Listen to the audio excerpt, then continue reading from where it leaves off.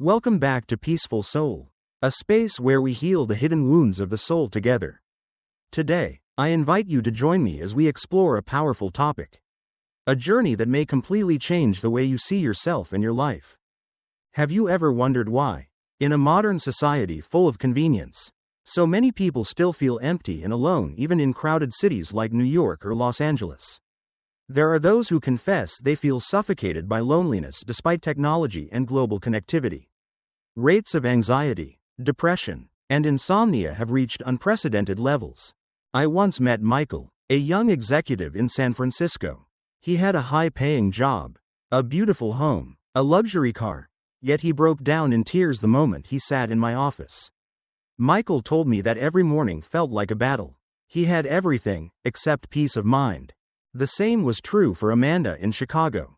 She spent her whole life being the perfect wife, the perfect mother, the perfect employee, but when her children grew up and left home, she fell into a terrifying emptiness. She no longer knew what she was living for. Stories like these reveal a painful truth. What society calls normal is not truly healthy at all. We grow up being told to be obedient, to hide our emotions, to make others happy, but in exchange, we lose the ability to connect with ourselves. If you're watching this video, I want you to ask yourself, have you ever smiled when you actually wanted to cry? Have you ever nodded in agreement just because you were afraid to disappoint someone? Have you ever felt so exhausted that you wanted to disappear for a while, yet kept living as if nothing was wrong? I believe the root cause lies in a toxic culture and the hidden traumas of childhood. And in this video, I will share not only the scientific research that proves this, but also my many years of experience working with patients. My goal is to help you understand why we hurt, why we are so tired, and, most importantly, how to begin the journey of healing.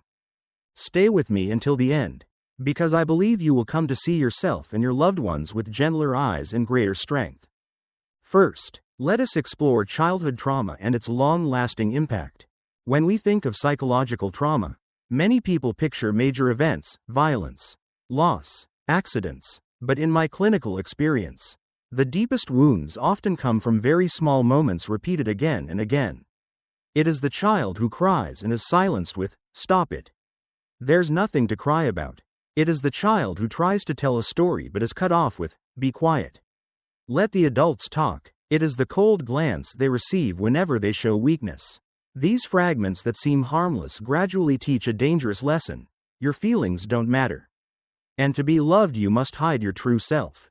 I remember Emily, a woman from Texas, at the age of 6. Every time she was sad or angry, she always heard the same phrase, "Don't be dramatic." Emily learned to swallow her emotions. As she grew up, she became someone who smiled, who seemed strong, who looked fine to everyone. But when the clinic door closed, what appeared were waves of relentless anxiety, a numbness even when she was next to the person she loved. Emily did not have a personality problem. She was carrying a survival strategy that had worked when she was a child, but became shackles in adulthood. Science gives us a very clear picture. The classic Adverse Childhood Experiences (ACE) study, which followed over 17,000 adults, showed that adverse experiences in childhood, neglect, witnessing violence, living with addicted parents, increased the risk of depression, heart disease, diabetes, substance use disorders, even some cancers. The higher the ACE score, the higher the risks, like steps on a ladder. In other words, emotional wounds leave a biological fingerprint on the body, not just memories in the mind. Neuroscience explains why. A child's brain is soft, highly plastic, and extremely sensitive to the environment.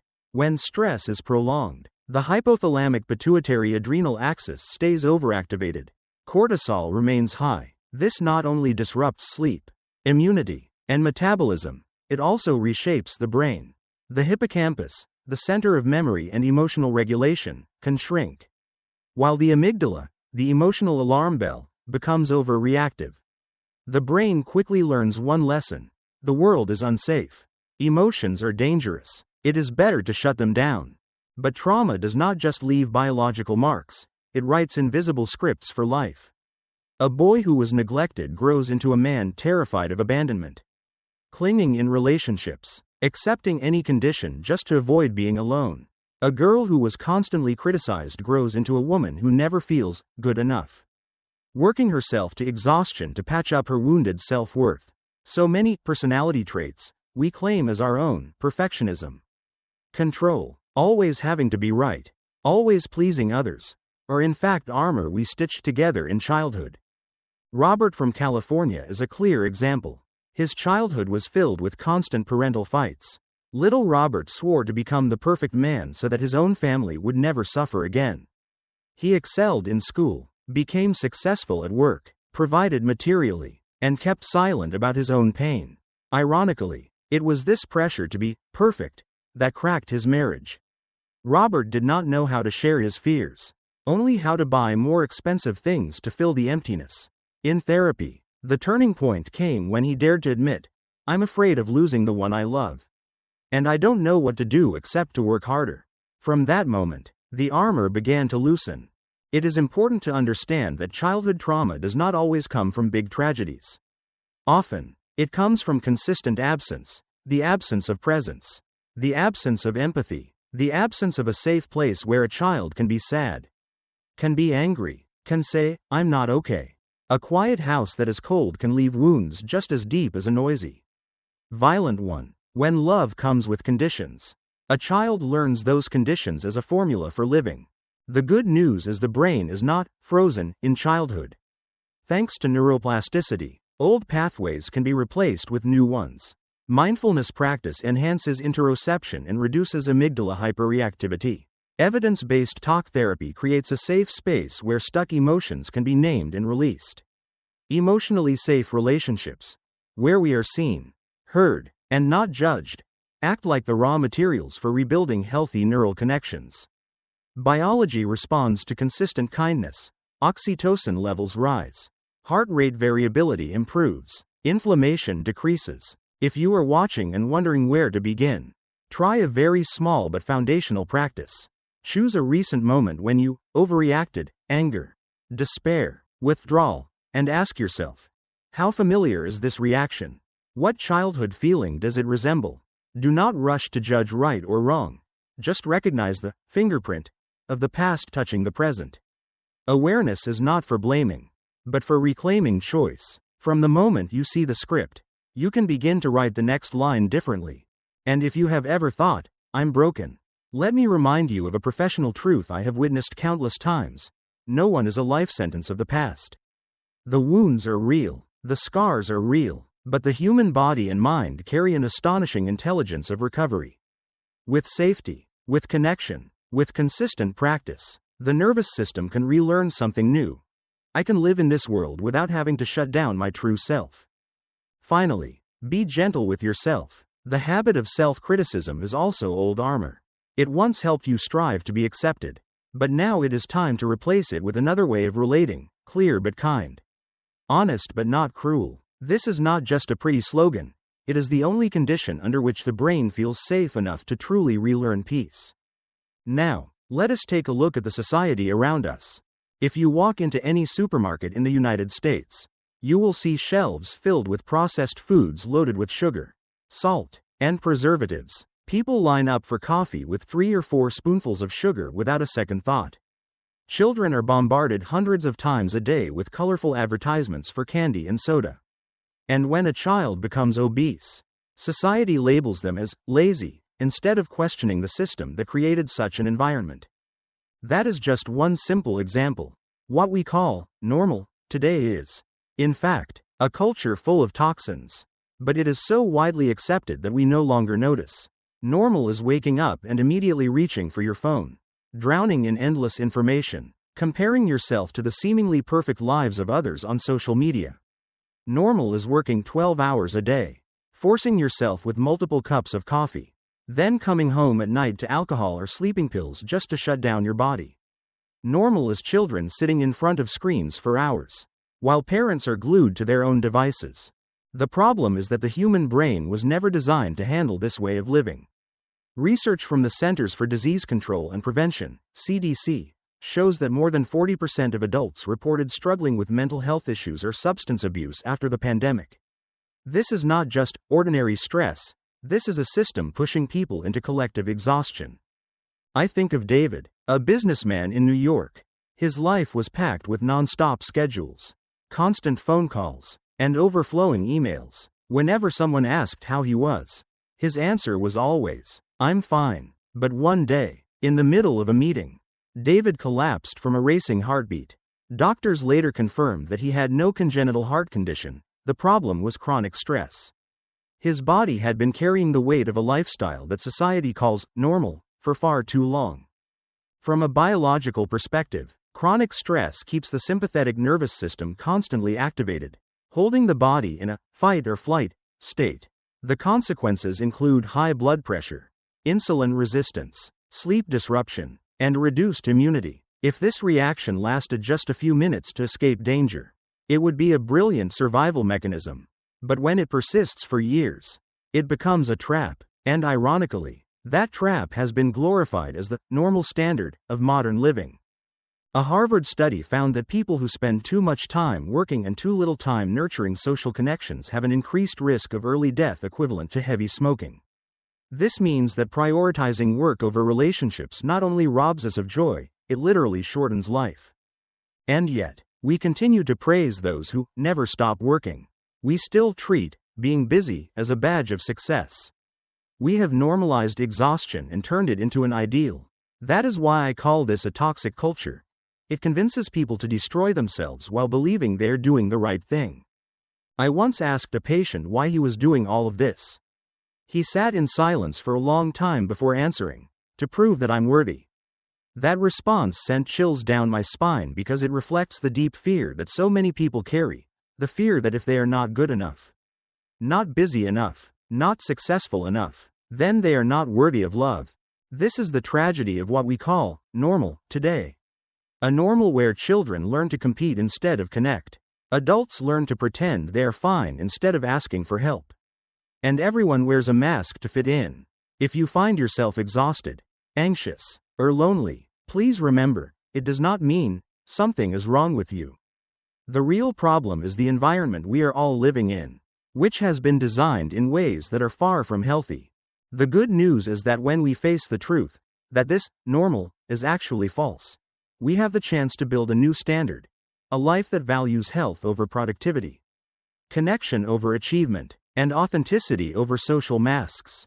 At the end of the previous part, we talked about a society that normalizes exhaustion and turns fear into a way of living.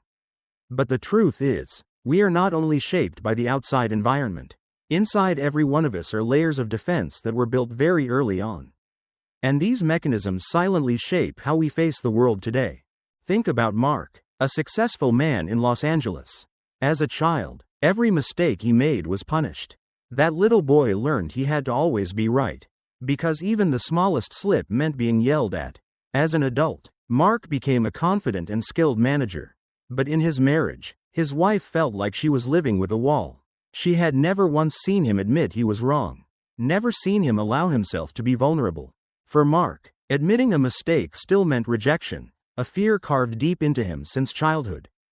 In psychology, this is called a defense mechanism, unconscious strategies the brain creates to help us survive. A child who was never allowed to cry learns to freeze emotions. A child forced to carry responsibility learns to ignore their own needs to please others. A child who was constantly compared learns to be a perfectionist in search of approval. Later, as adults, we mistake these defenses for our personality. But in truth, they are armor stitched together out of fear. Biologically, these mechanisms run deep. The limbic system, the brain's emotional center, records early experiences. When we face similar situations, the brain instantly switches into survival mode. Without conscious thought, we defend, we attack, we deny, we go silent, or we try to please. These responses once kept us safe as children, but in adulthood, they prevent real connection. Research by Dr. Daniel Siegel at UCLA shows that psychological growth does not come from erasing these defenses but from recognizing them. When we notice, "I'm trying to please others because I'm afraid of rejection," or "I need to be right because I'm hiding fear," at that moment we are no longer unconsciously controlled by the past. I remember Jennifer, a lawyer in Boston. Everyone knew her as strong, decisive, and never crying. In therapy, It took months before she cried for the first time. But that moment was liberating. She said she had never felt so relieved. Because for the first time she realized that maturity was not about hiding emotions, it was about being safe enough to live with them honestly. The paradox is that true maturity does not come from being untouchable, but from daring to be vulnerable in a safe environment. Only when we loosen the armor can we reach genuine connection, the very thing we all long for deep inside. If you hear this and recognize yourself, always needing to be right in every argument, always pleasing others yet feeling empty, always looking strong while secretly wishing someone would just hold you and say, "It's okay," know this: it is not your fault. These are simply defense mechanisms you learned as a child. The good news is that this armor can be undone, little by little, through therapy, safe relationships, and mindfulness practice. We can learn to tell apart what belongs to the present and what is a shadow from the past. And when that happens, growth is no longer about becoming harder, but about becoming more honest, more human. We've just talked about the layers of psychological armor we carry from childhood. But there is a group of people who, even when wrapped in the thickest armor, still feel the world with greater intensity than others. These are the highly sensitive ones. Through years of working with patients, I've realized that sensitivity is not a weakness. It is more like an amplification of the nervous system. A single careless comment can linger with them for weeks. A moment of coldness can leave a scar far deeper than it would for others. When raised in a safe and nurturing environment, this sensitivity becomes refined intuition, a powerful capacity for empathy. But in a toxic environment, it turns into fertile ground for anxiety, depression, and even addiction. Take Thomas, a technology engineer from Seattle. As a child, he was acutely sensitive to sound and to the emotions of those around him. When his parents argued, he would curl up in his room, cover his ears, and cry. As an adult, Thomas became a quiet man, but inside he lived with relentless waves of anxiety. To disconnect from the fear, he turned to alcohol, and like millions of others, what began as a form of self-soothing eventually spiraled into addiction. Science has long confirmed this connection. Research from the National Institute on Drug Abuse, NIDA, shows that people with childhood trauma or heightened emotional sensitivity are at significantly greater risk of addiction to alcohol, drugs, or stimulants. Their nervous systems are easily overstimulated, and substances provide a temporary off switch.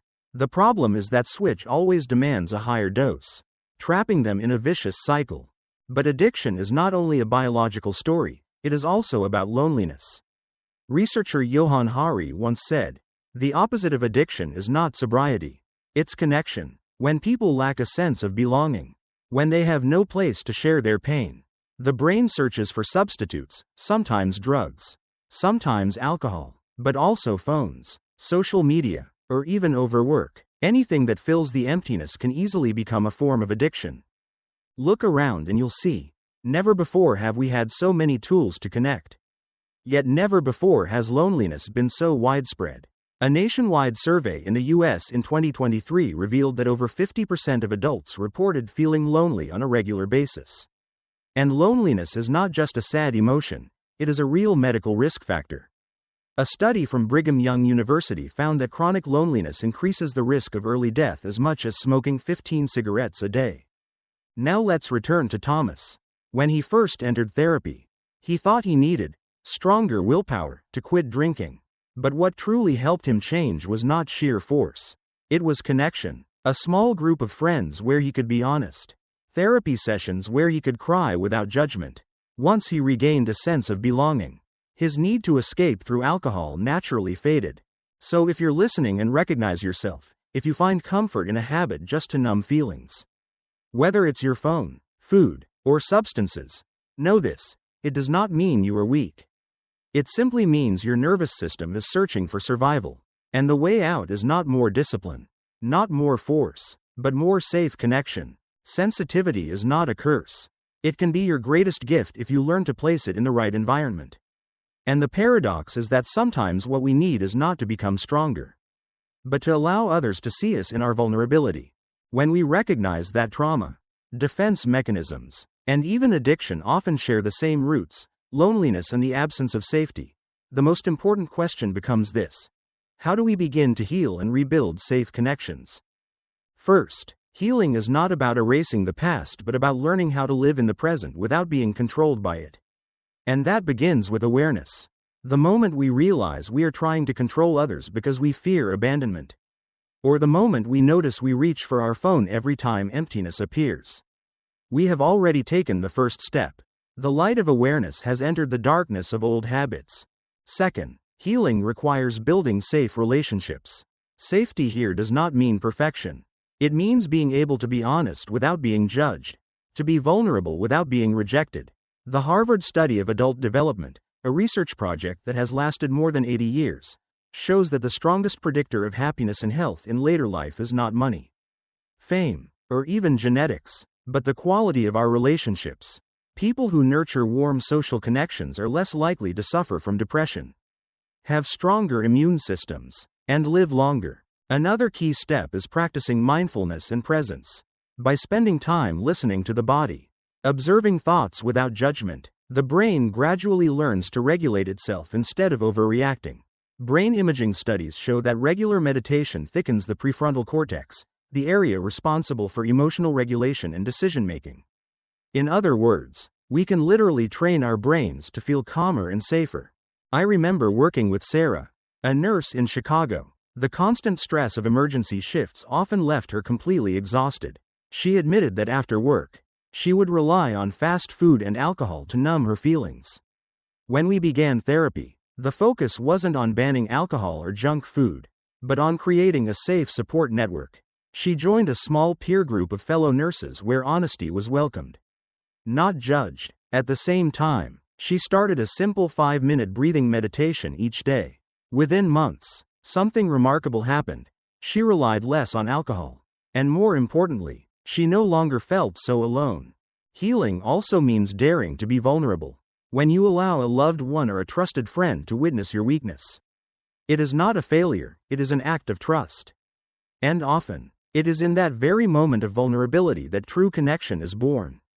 Finally, remember that healing is a journey, not a destination. There will be days when you feel progress, and days when you fall back into old patterns. What matters is not never falling down, but learning to rise more quickly and more gently each time.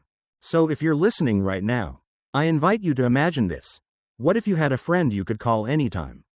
Not for advice, but simply to say, "I'm not okay." What if you gave yourself even 5 minutes a day to sit quietly and listen to your body and breath? What if you began to believe that you deserve connection not because you are perfect, but because you are you? In the end, what human beings need most is not a life without suffering, but a safe place where both joy and sorrow are welcome, where we are still accepted just as we are. That is the soil where healing takes root and where real connection is reborn. We've just walked together through a journey of looking back at childhood wounds, defense mechanisms, sensitivity, and the loneliness of modern life. And here's a truth that never changes. You are not broken. You are simply learning how to heal. The past may leave its marks, but the present is where you have the power to rewrite your story. If you found this meaningful, please give the video a like, share it with a friend who might need it, and don't forget to subscribe so we can keep walking together on this path toward peace and inner strength. And always remember, you don't have to walk it alone.